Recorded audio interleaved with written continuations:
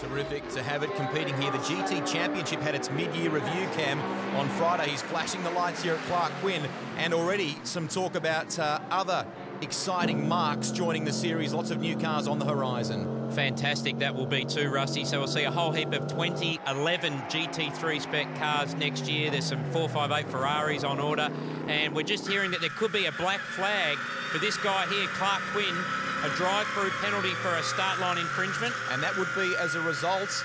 We had some dramas for the super lock entry of Kevin Weeks and a spin on the outlap for the Audi here of Mark Eddy. And as a consequence, these two competitors, to the right of your screen is Dean Grant, to the left is the VIP Pet Foods entry in the hands of Clark Quinn. They should be, as that graphic shows, one row further back. Even though it's a rolling start, you still have to leave that space. And Rusty, you'd think that Dean Grant should be a little bit concerned because he was involved in that one too. And here's a pass for the lead.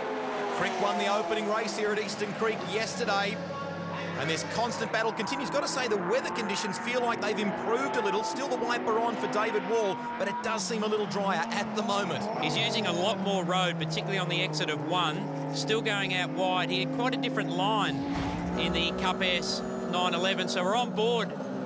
There goes the Viper underneath, and just look how he's seesawing at the wheel. So he's certainly driving the car a lot more like it's a dry racetrack now. Wall gets close on the run toward turn 4. He's there. He's done this a couple of times now. And that did seem, I have to say, a fraction easier, though, for David Wall. He really closed up on him through the exit of 3 and on the run toward turn 4. So Greg Crick.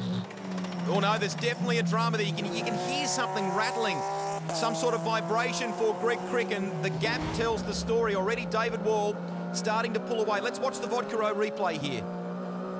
So he got a good exit, but then, yeah, he did very well not to run into the back of the Viper. So whether it's got some sort of gearbox or it's definitely a mechanical issue and he's in the pits now, a real shame for Greg Crick running that distinctive Jeep livery. And it's the attention to the front splitter, so perhaps that was the sound we heard, the splitter dragging on the ground around the back of Corporate Hill. And here is a very fired up Clark Quinn coming into pit lane, fuming about the penalty. But based on the vision we saw before, Cam, it would appear to be a clear breach. We'll take a commercial break now. There's still a long way to go at Eastern Creek. We'll be back in a moment. Welcome back, everybody. Round 3 continues of the Vodka Row Australian GT Championship. As you can see, Clark Quinn has rejoined in the VIP Mosley. He's come out behind the Audi in the hands of Mark Eddy. But Cam McConville, we should clear up the point, serving that drive-through penalty. He makes the pass here on Mark Eddy now. No other work is allowed to be done on that car, so he'll have to stop again. He'll have to do his compulsory stop a little later. That's exactly right, and Clark's driving that car alone this weekend, so Stig Richards into the pits, and so's Flack. This is our challenge leader, third outright. He's done a superb job in this car, Damien Flack. So we'll see what the team do here. But a number of drivers, as Cam suggested, electing to go on their own, to go solo. But these guys here have partnered up. It's a good combination. Dean Grant, who's been in this series for some time, steps out of the car, and Daniel Gaunt ready to jump in. And Gaunt, you can see, was standing behind the line, so he's not allowed to get into the car when the car pulls up. Oh, he's got the throttle there on the way in, so he's given it a big rev, but Gaunt should really be good in these conditions, a Kiwi driver, and currently running in Carrera Cup as well. So a different car, of course, in the GT Series, a Cup S model, a little bit more power, a bit more downforce to the standard Carrera Cup, and here he is now.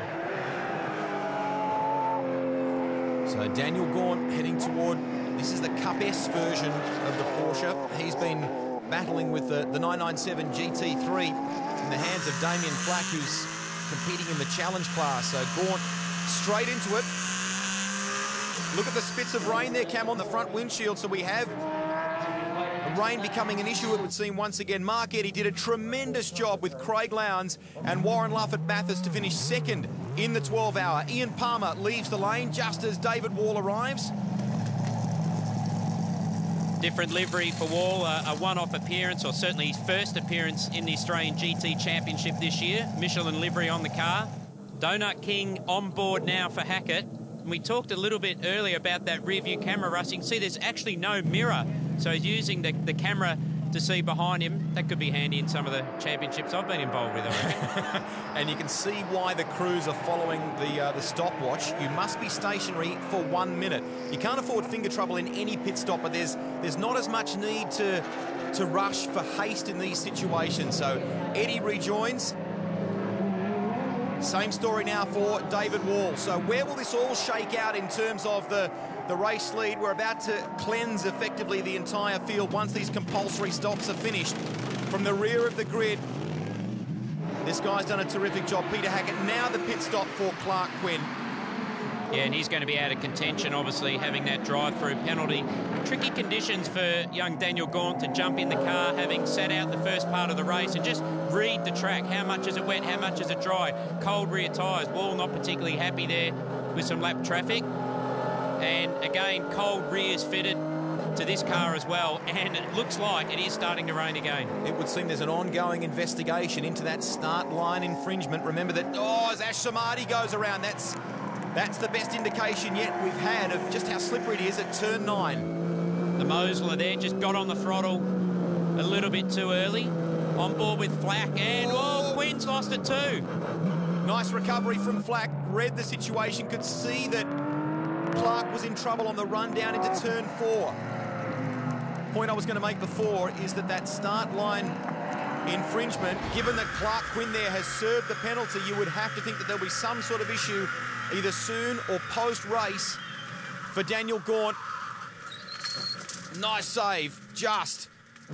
Yeah, he turned the wiper on, didn't he? Maybe just got a little bit distracted as he turned the wiper on. It really looked like it was raining on the back half of the circuit, certainly a lot more than the front straight. And that can happen here at Eastern Creek.